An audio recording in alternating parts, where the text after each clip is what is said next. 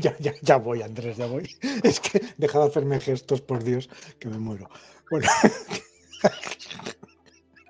ay, Dios mío, de verdad, tendríais que verle, porque tenemos como una señal cuando puedo empezar a hablar, pero es que me hace la danza del vientre, me hace unas cosas rarísimas. Yo En no, ¿eh? fin. No, a mí no me metes. No, me refiero a Andrés, que es que, Ya, ya. claro, y me hace reír.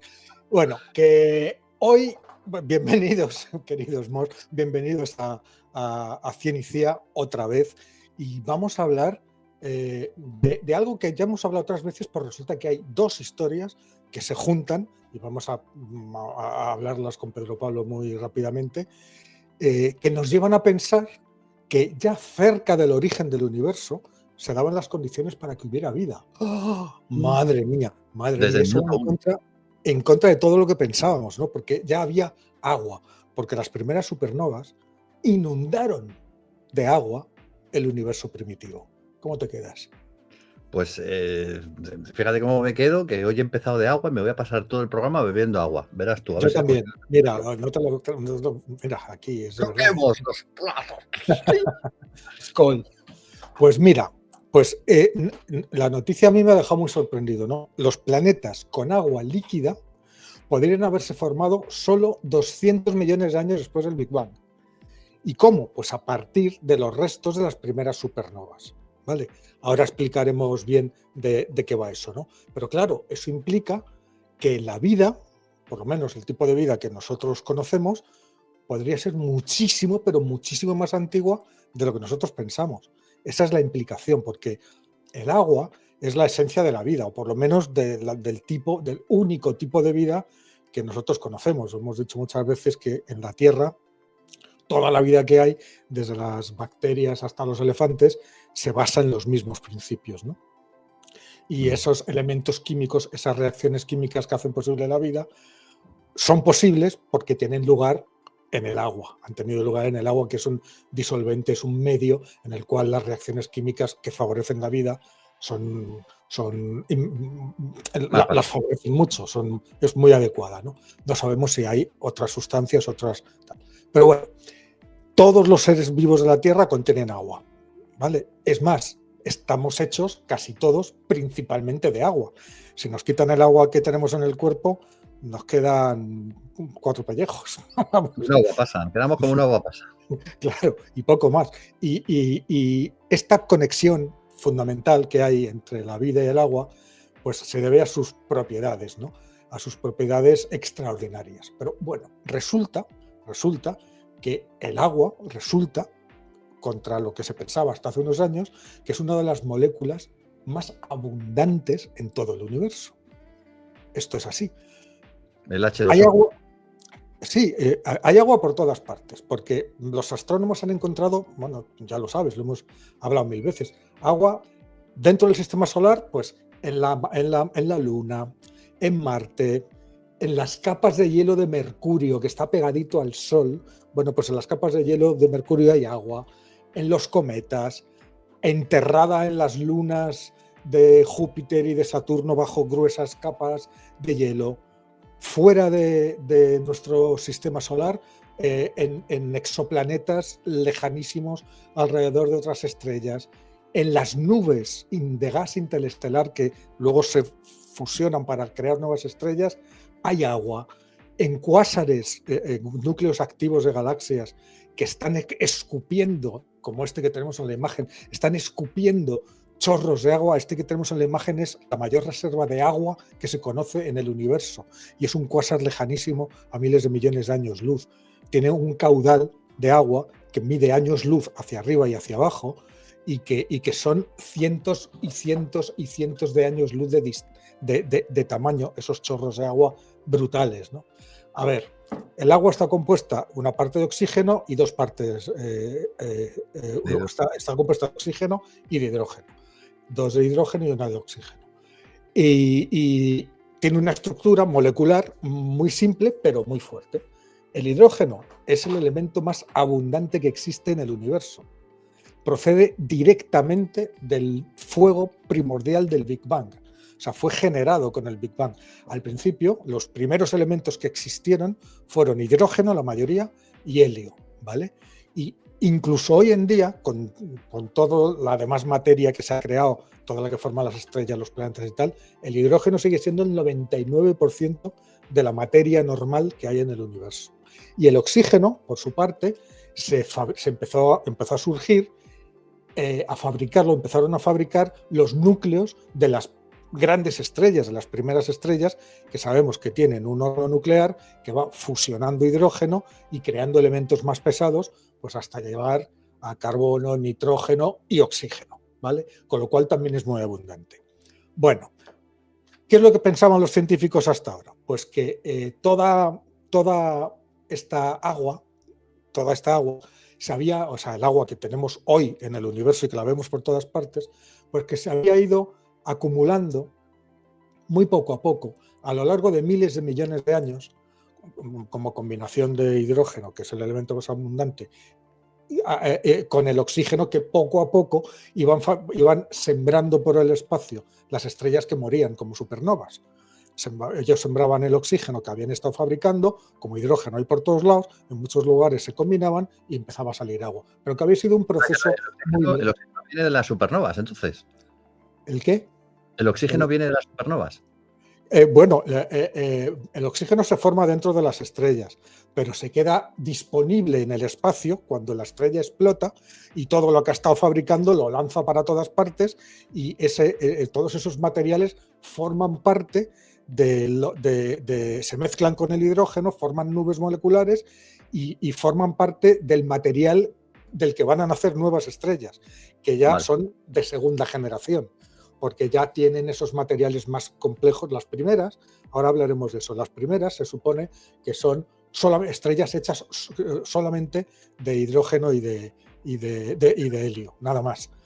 Estas empiezan a fabricar materiales y cuando explotan, como supernovas, riegan todos esos materiales, entre ellos el oxígeno, y entonces empieza a formarse el agua. Pero claro, los científicos pensaban que la formación de planetas y de la posibilidad de agua, y sobre todo de planetas, los planetas están hechos de cosas que no son hidrógeno y helio, ¿no? Sino de materia que ha sido sintetizada primero en los hornos nucleares de las estrellas y lanzada después al espacio como materia prima, ¿no? Al morir esas estrellas. Bueno, pues se pensaba que esa formación no empezó en serio hasta que hubo suficientes supernovas a lo largo de muchísimo tiempo para formar los primeros embriones planetarios alrededor de estrellas recién nacidas. Sabes que cuando todos esos materiales están en una nube molecular, la gravedad la comprime, la calienta, nace una estrella, alrededor de esa estrella se queda el material sobrante, que es el que luego se va condensando para hacer planetas, y claro, si en ese material, en las primeras estrellas, solamente había hidrógeno y helio, pues no hay planeta que valga. Hay que esperar mucho más a que muera toda la primera generación de estrellas para que riegue el universo con materiales más pesados, ¿no? Y que luego ese material sea utilizado por estrellas de segunda y de tercera generación, como nuestro Sol, que es por lo menos de tercera o cuarta generación, ¿no? Uh-huh. Bueno, no deja de ser curioso, ¿no? Que el nombre de hidrógeno, que contenga precisamente la palabra hidros en griego, que hace referencia al agua, curiosamente. Sí, claro, o sea, los griegos no eran tontos, ¿no?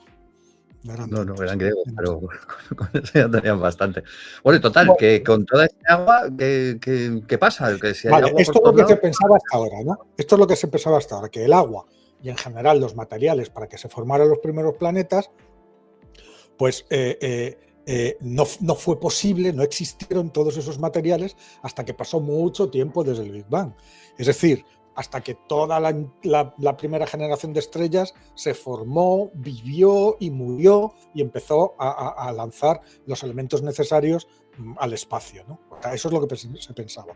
Pero un nuevo estudio, este estudio del que estamos hablando, sugiere que esta visión está equivocada, que esto no es, y que la formación de planetas, como te he dicho al principio, podía haber empezado muchísimo antes, solamente 200 millones de años después del Big Bang. Es decir, incluso antes de que las primeras galaxias empezaran a formarse. Alucinante. Curioso. Ahora es el momento de que te cuente lo de los distintos. A ver, los astrónomos clasifican las estrellas en distintas poblaciones, ¿no? Dependiendo de dos características, la edad que tienen y la metalicidad que tienen. Metalicidad es una cualidad que se llama así, es antinatura, ¿no? Porque se entiende como metalicidad, como metales, cualquier elemento que tenga una estrella que no sea hidrógeno y helio, que son los fundamentales. Todos los que tenga un poco más complejos, incluido nitrógeno, oxígeno, tal, se consideran metales. Entonces, una estrella que tenga mucho oxígeno se considera que tiene una alta metalicidad. ¿Vale? Pero puede tener, a ver, nuestra estrella tiene bastante metalicidad porque no solamente tiene hidrógeno y helio, siempre lo que más tienen son hidrógeno y helio. Pero luego, según lo que han ido absorbiendo, pues tienen materiales más pesados. Tienen carbono, tienen oxígeno, tienen pues un montón de elementos de la tabla periódica, ¿no? Boro, calcio, fósforo, magnesio, tienen un montón de cosas. Todo eso se llama metalicidad. Vale, entonces, según su edad y su metalicidad, las estrellas se dividen en poblaciones. La población 1 son las más jóvenes. Las que nos rodean en el universo actual. Son muy ricas en metales, o sea, en elementos pesados, como el Sol. Y esto se llama población 1. Las estrellas más antiguas, con menos metales, menor metalicidad, pero bastante antiguas, son de población 2. Y las más antiguas, las primeras estrellas que aparecen en el universo, que no tenían otra cosa para formarse más que hidrógeno y helio, son las que se llaman de población 3, ¿vale? Que serían las primeras estrellas que surgieron. Hasta ahora nadie ha observado directamente una estrella de población 3, pero se piensa que por las características que había entonces eran estrellas enormes, gigantescas, cientos de veces, más de 100 veces más grandes que el Sol, ¿vale? Y hechas enteramente de hidrógeno y helio. Con lo cual, las primeras semillas de los materiales que permitieron que existiera todo lo que hoy vemos a nuestro alrededor, desde océanos hasta planetas, hasta árboles, seres humanos, surgieron en el interior de estas primeras estrellas, hechas solo de hidrógeno y helio, que empezaron a formar en sus hornos nucleares los elementos más pesados, ¿vale? Y este nuevo estudio sostiene que esas primeras estrellas de población 3, también entre las demás cosas que hicieron, inundaron el universo de agua. Fíjate, inundaron el universo de agua.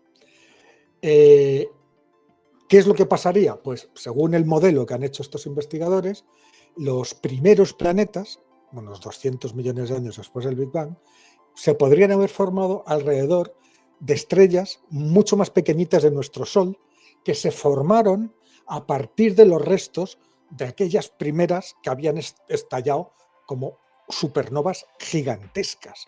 Imagínate una estrella 200 veces más grande que el Sol estallando como supernova. El Cristo que monta es pequeño, ¿vale? Sí.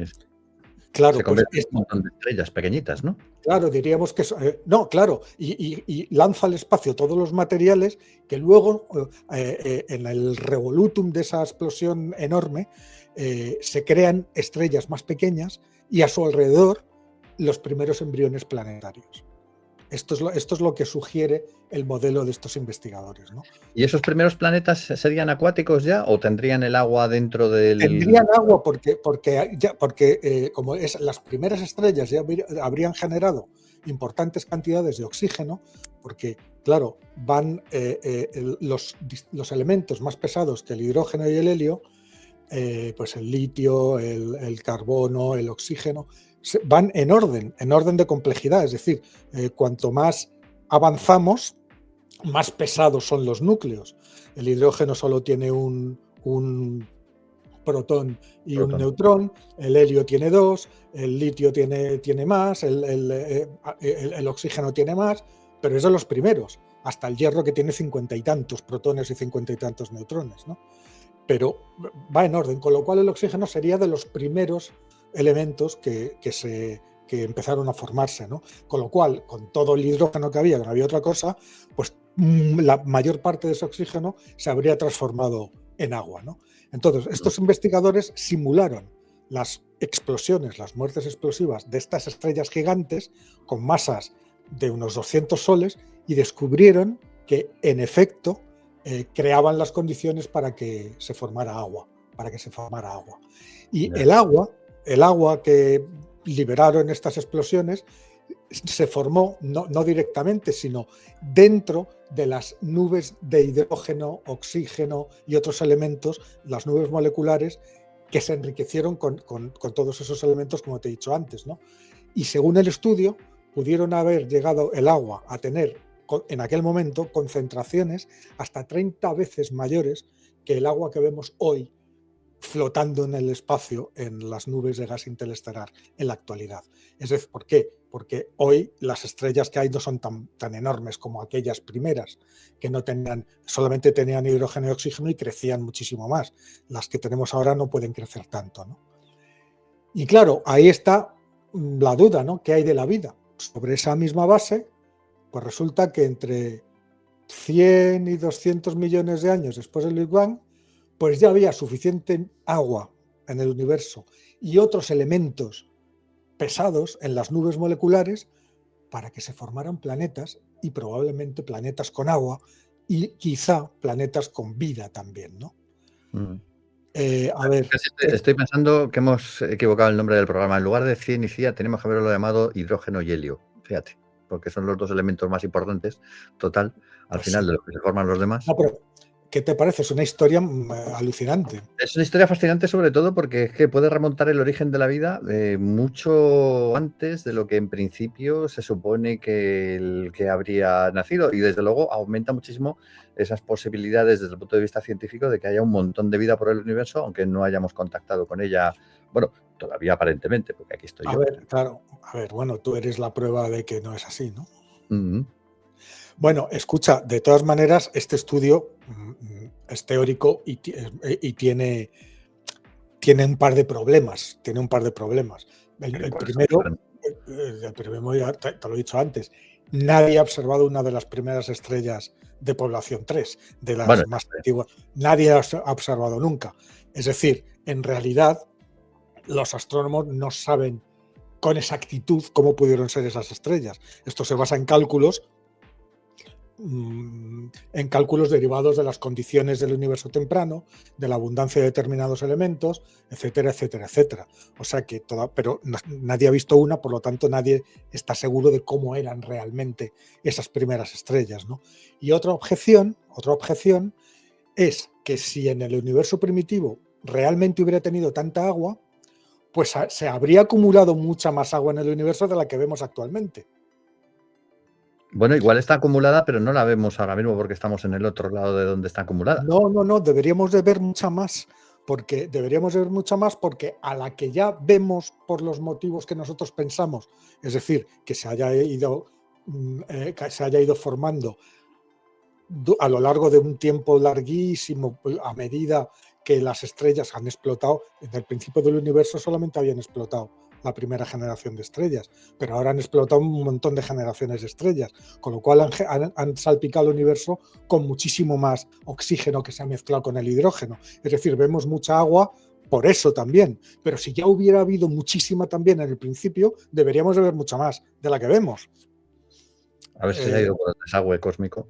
Y lo que parece, que claro, eso es podría ser que el agua era muy abundante al principio, que después hubo una especie de secado, digámoslo así, o sea, un periodo en el que se perdieron grandes cantidades de agua, probablemente porque la ionización de todas las estrellas rompía las moléculas de agua, o rompía muchas moléculas de agua a medida que se formaban, y entonces no permitía que aguantara en estado estable. Y después, cuando esa ionización, ese periodo de ionización extrema terminó, pues volvió a formarse más agua y es la que vemos, ¿no? Pero aún así, una parte o una gran parte, no sabemos qué parte del agua que hoy llena los mares y que nos bebemos a la salud, pues puede venir de esas primeras estrellas, de esas primeras y gigantescas estrellas de población 3,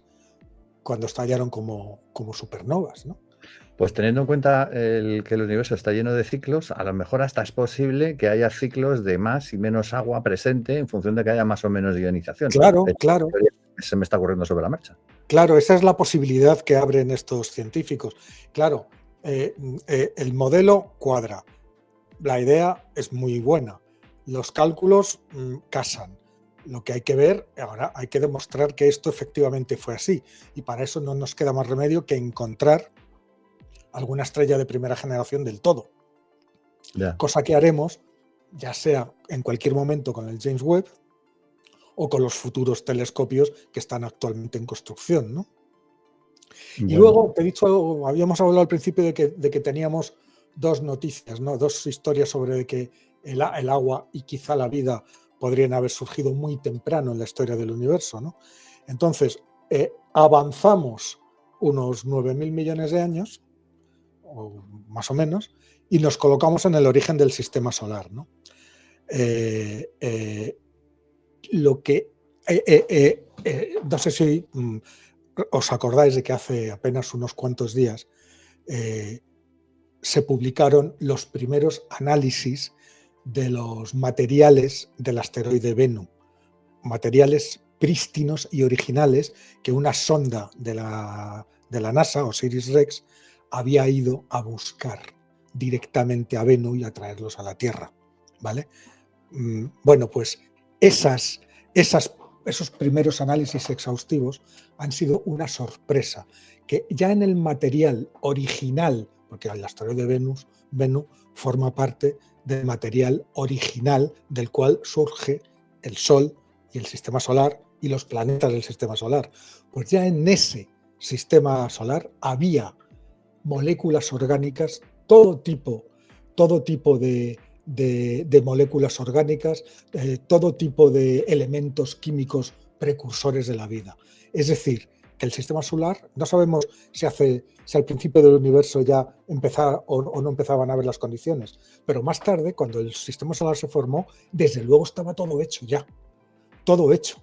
Mira, vamos a recordar esas imágenes, perdona que te interrumpa, esas imágenes que hemos visto hace un momento que son del Bennu, sí, que parece que tiene ahí como una especie de hierbas o de flores, ¿qué son exactamente? son cristalizaciones. Son cristalizaciones. Es una especie, es que Una ahora te flor. cuento, porque es que es una especie de salmuera que han encontrado los científicos, una especie de salmuera. La salmuera se forma con agua, Sí. nada más, ¿no? Pero estamos hablando de un asteroide en medio del espacio. Pues una especie de salmuera que facilitó todas las reacciones químicas para que se formaran las moléculas orgánicas que contiene el asteroide, ¿vale? Vamos a un poquito de perspectiva. En diciembre de 2018, fíjate, hace ya 7 años, 2 años de viaje, porque este asteroide, esta misión salió en 2016, la OSIRIS-REx, llega al asteroide Bennu. Una roca, que es esta que hemos visto, que tiene 500 metros, que está a cientos y cientos de millones de kilómetros de la Tierra, la cartografió, la estuvo estudiando durante un año y después de estudiarla y de darle 1.000.000 de vueltas, en 2020 empezó a hacer su misión principal. Se colocó en paralelo al asteroide, tan cerca, sin tocarlo, sin aterrizar, que con un brazo robótico extensible arañó la superficie de un brazo retráctil, arañó la superficie del asteroide, recuperó una serie de muestras, las introdujo dentro de una cápsula, se guardó la cápsula y salió espitolada hacia la Tierra otra vez, sin necesidad de haber aterrizado. Esta cápsula valiosísima, con su valiosísima carga, porque nosotros es verdad que hemos tenido otras muestras de asteroides, pero son asteroides que han caído en la Tierra en forma de meteoritos. Es decir, que han pasado la atmósfera, que han sufrido la fricción de pasar por la atmósfera, temperaturas de más de 2.000 grados, que han caído a la Tierra, se han contaminado con todo el material orgánico que ya hay en la Tierra, y entonces nosotros hemos cogido esa muestra chamuscada, contaminada y de todo, y es lo que hemos estudiado.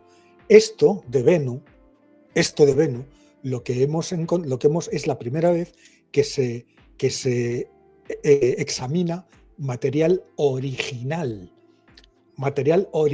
sin contaminar, sin alterar, el prístino que dicen ellos, material prístino de la formación del sistema solar, ¿no? Y entonces el 24 de septiembre del 2023, con 121 gramos y medio del material original del que se formó el sistema solar, esa cápsula aterrizó. O sea, el Osiris Rex pasó cerca de la Tierra, lanzó la cápsula, se abrió un paracaídas y cayó al desierto de Arizona, ¿no? Donde la cogieron los investigadores. ¿Y qué hicieron? Pues se repartió el contenido de esa cápsula a un montón de laboratorios en todo el mundo para empezar los análisis que iban a ser maravillosos. Empezaron durante estos años, desde el año 23 hasta ahora, se han visto algunos estudios preliminares, pero del que es la segunda parte de lo que hablamos hoy, es el mayor de todos. Es el mayor de todos y el más exhaustivo, ¿no? Y lo que han hecho este estudio, que se ha publicado en 2 artículos al mismo tiempo en Nature, lo ha hecho un grupo de investigadores del Smithsonian, del Museo Smithsonian de Historia Natural, y de un centro de la NASA, ¿no? Del Centro Goddard de Vuelos Espaciales de la NASA. Y es el análisis más completo. ¿Qué han encontrado en las muestras de Bennu? Una enorme cantidad de materia orgánica. Entre esa materia orgánica, 14 de los 20 aminoácidos que están presentes en las formas de vida de la Tierra. Las 5 nucleobases del ADN y del ARN.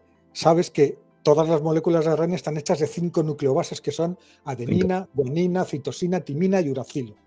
Las 5 están ahí, las 5.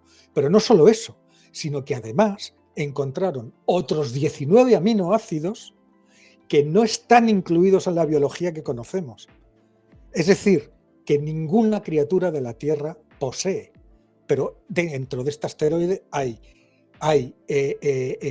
14 de los 20 que sí conocemos y otros 19 extras que no están en nuestro sistema, no están en nuestra biología. Pero ahí están, son aminoácidos. Vete a saber si eso podría ser una clave de que ese tipo distinto de aminoácidos fructificó, vamos a decirlo así, en algún otro planeta con condiciones ligeramente diferentes a la nuestra. Fíjate qué maravilla, ¿no? Fíjate qué maravilla de perspectiva, ¿no? 19 aminoácidos que no están incluidos en la biología terrestre. O sea, que la Tierra no aprovechó. No me deja de asombrar la puntería que tiene, porque la NASA para estas cosas tiene bastante puntería, pero el nombre del asteroide del Bennu hace alusión a un pájaro mitológico de la mitología egipcia, que es precisamente el que hace crecer el universo, es del huevo primordial y de donde nace todo el universo. Entonces resulta que la sonda se llama Osiris Rex, como uno de los principales dioses egipcios, y el asteroide Bennu, como el ave primordial. No es casualidad, ¿eh? No es casualidad. Escondido, ¿eh? Lo hacen a posta, lo hacen a propósito porque iban precisamente. Ya, tienes a Bennu, no me lo puedo creer. Sí. Y a Osiris Rex. Bueno, tengo el piramidión, que desapareció de lo alto de la pirámide de Keops, que me lo quedé yo. Claro. ¿Por qué? ¿Tienes fiebre? Pues sí, sirve para eso. Te lo pones aquí encima y entonces pues no lo voy a dejar encima de la cabeza porque se me va a caer, pero sirve para eso. Muy bien, pues nos vamos a apuntar todo eso, porque me parece una cosa fascinante. Es alucinante, ¿no? Y bueno, estos aminoácidos se formaron ahí porque en una especie de caldo salado, ya te digo, una especie de salmuera que se formó ahí en la superficie del asteroide y que permitió que esos ingredientes fundamentales se mezclaran para crear estructuras mucho más complejas, ¿no?